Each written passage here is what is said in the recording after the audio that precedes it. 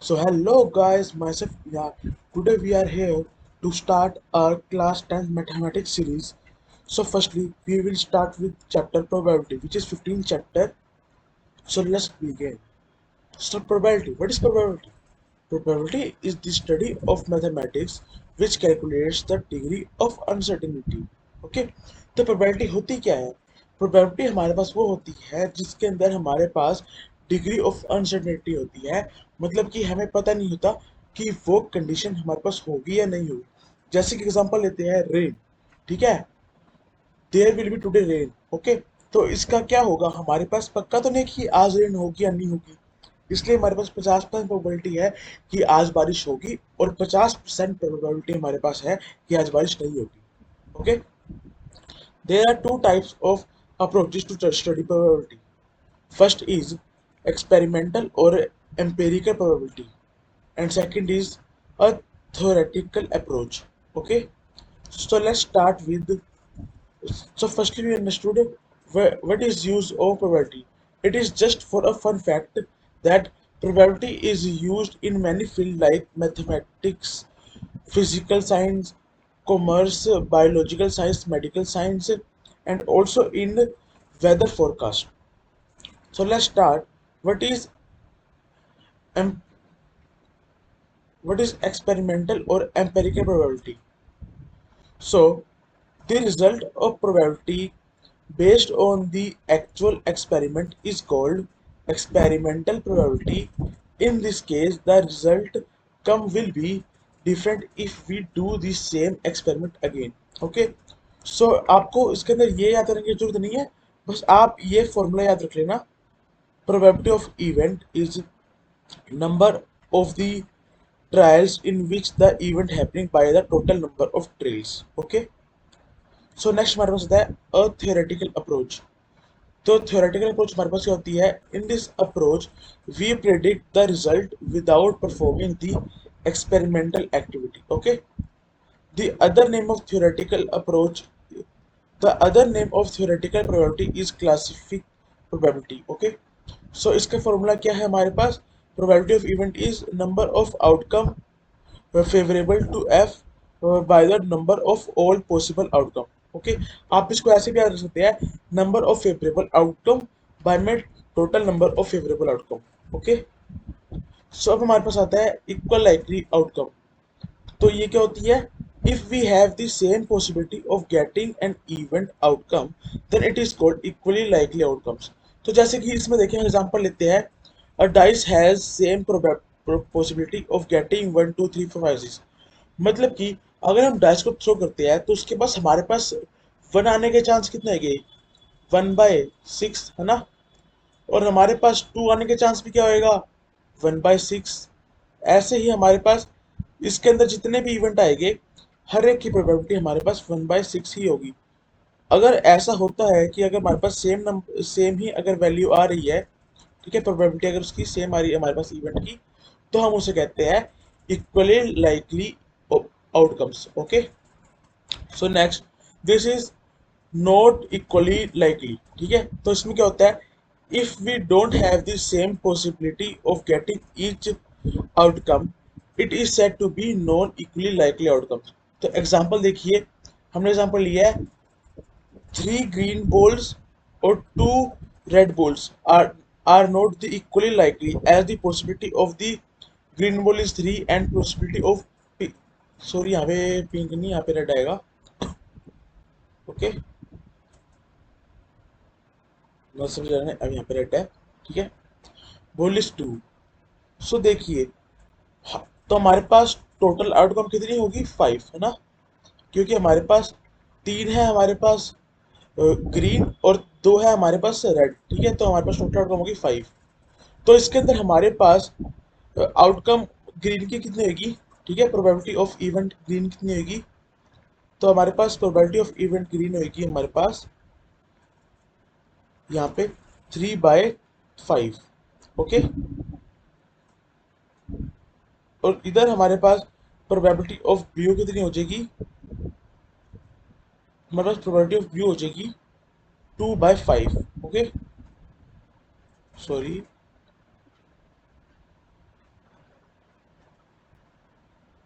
Okay, तो देखा जाए 3/5 और यहाँ पे 2/5 हमारे पास सेम नहीं है, ठीक है। तो इसका मतलब हमारे पास क्या है कि ये नॉट इक्वली लाइकली प्रोबेबिलिटी है। So next is elementary event. So now we are getting to start a very important topic. So this is very important topic. So elementary event क्या होता है? If an event has only one possibility outcome, that is called an elementary event. So ये note zone सा है, इसको जरूर याद रखना कि the sum of probability of all the elementary event of an experiment is 1, ठीक है। तो हमारे पास प्रोबेबिलिटी ऑफ इवेंट कितनी होनी चाहिए हमेशा 1, ओके। मतलब कि probability of event happening plus में probability of event not happening, तो ये इक्वल टू होता है 1 के हमारे पास।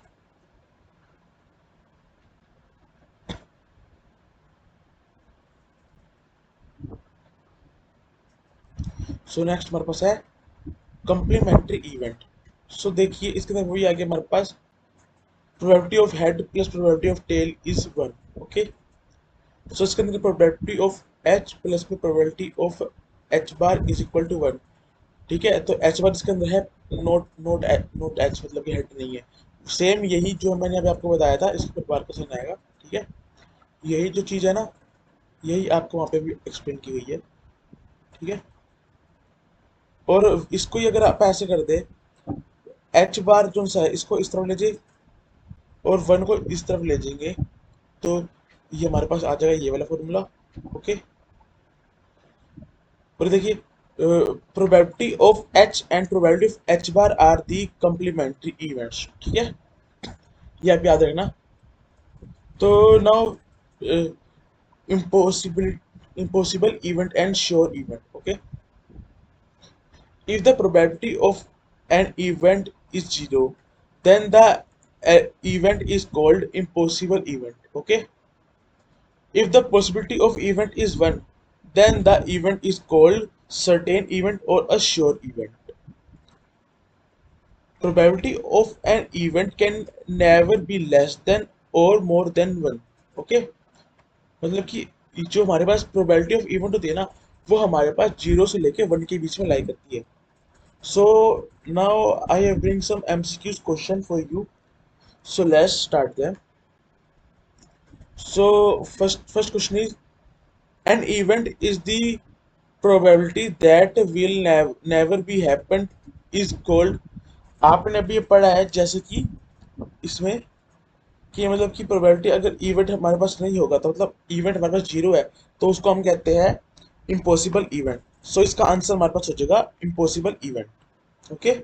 सो next question, what will be the value of probability of a not happening event if probability of event is 0.07। तो आपने पढ़ा था अभी, probability of event happening plus में probability of event not happening होता है हमारे पास 1, ठीक है। तो हम क्या करेंगे, probability of event not happening हमारे पास आ जाएगा 1 minus probability of event happening, okay. तो अगर हम इसमें से 1 में से अगर हम माइनस करेंगे 0.07 को, तो हमारे पास आंसर होएगा वो हमारे पास आ जाएगा 0.93। So this is answer. You can also recommend this if you want to show, okay। तो इसमें मैंने वही लिया, probability of event probability of not happening, उसको हमने 1 ले लिया, और probability of event not happening को ले लिया 1 माइनस प्रोबेबिलिटी ऑफ इवेंट। तो प्रोबेबिलिटी ऑफ इवेंट हमारे पास दिया हुआ था 0.07, और probability of not not happening event हो जाएगा 1 माइनस 0.07, तो हमारे पास आंसर आ जाएगा 0.93, okay. So next question, what will be the probability of getting odd number if a dice is thrown, ठीक है। तो हमारे पास क्या आएगी प्रोबेबिलिटी अगर हम कोई डाइस को थ्रो करेंगे, ठीक है, ओड नंबर की प्रोबेबिलिटी। तो हमारे पास देखा जाए डाइस पे नंबर कितने होते हैं, 1 2 3 4 5 एंड 6। तो अगर देखें तो इसमें से ओड नंबर हमारे पास कौन सा है, एक तो हमारे पास 1 है, एक 3 है और एक 5 है। ठीक है, तो हमारे पास 3 आ गया हमारे पास प्रोबेबिलिटी ऑफ इवेंट। ठीक है, और नीचे टोटल टोटल इवेंट हमारे पास जो है वो है हमारे पास 6। ठीक है, तो फेवरेबल आउटकम हमारे पास आ गई 3 और टोटल आउटकम हमारे पास आ गई 6। तो ठीक है, अगर हम इसके काटेंगे तो देखो यहाँ पे हमारे पास आ जाएगा 1/2। तो मतलब इसका जो हमारे पास आंसर आएगा वो हमारे पास आएगा 1/2। ओके, तो रेफरेंस के लिए ये रहा आपके पास आंसर।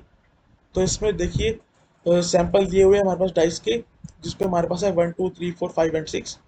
तो नंबर ऑफ टोटल इवेंट कितना हो जाएगा, 6। ठीक है, तो देखिए तो इवेंट के होने के चांस जो हमारे पास ओड नंबर थे वो हमारे पास 3 है। तो देखिए प्रोबेबिलिटी ऑफ इवेंट हैपनिंग हमारे पास क्या आ जाएगा, total number of favourable outcome by में टोटल नंबर ऑफ आउटकम। ठीक है, तो फेवरेबल आउटकम हमारे पास थी 3 और टोटल आउटकम हमारे पास है 6। तो देखिए आंसर आ गया हमारे पास 1/2।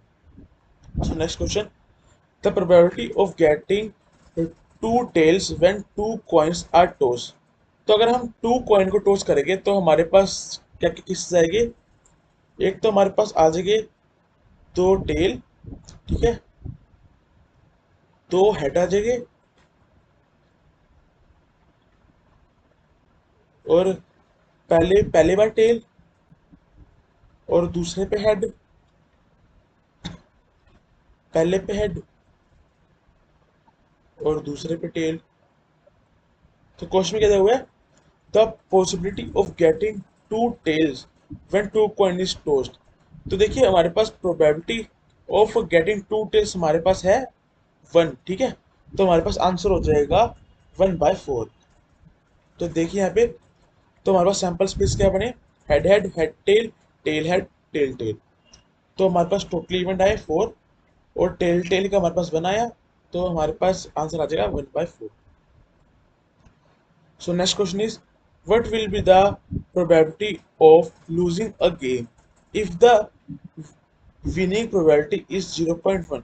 तो जैसे हमने फर्स्ट क्वेश्चन में किया था probability of event not happening। ठीक है, उसके अंदर हम ले लेंगे probability of losing। ठीक है, probability of losing हमारे पास क्या हो जाएगा, 1 माइनस probability of winning।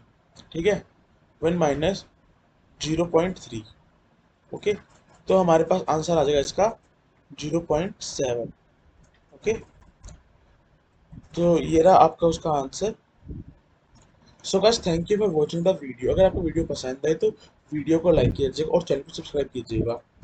और अभी हम इसके नेक्स्ट एपिसोड में करने जाएंगे एनसीईआरटी के एग्जाम्पल सॉल्व। ओके, और उसके नेक्स्ट वीडियो में हम सॉल्व करेंगे एनसीईआरटी के जो बुक एक्सरसाइज से क्वेश्चन है। तो अगर आपको वो भी देखना है तो प्लीज़ चैनल को सब्सक्राइब जरूर कर लीजिएगा। धन्यवाद।